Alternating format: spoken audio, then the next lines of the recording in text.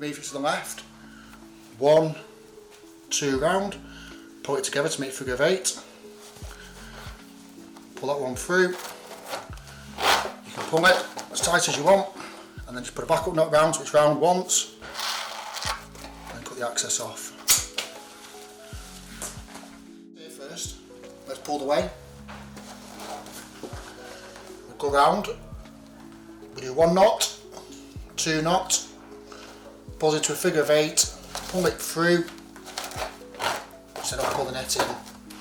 Your longer one then, just to go round again, circle and do a backup knot, and it's done, and you can cut the excess off.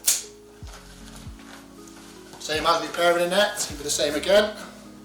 So the net's split, you go through again, 1, 2, spin it round to your figure of 8, you pull it through, and again, just put a backup knot round the back. Again, cut your excess off.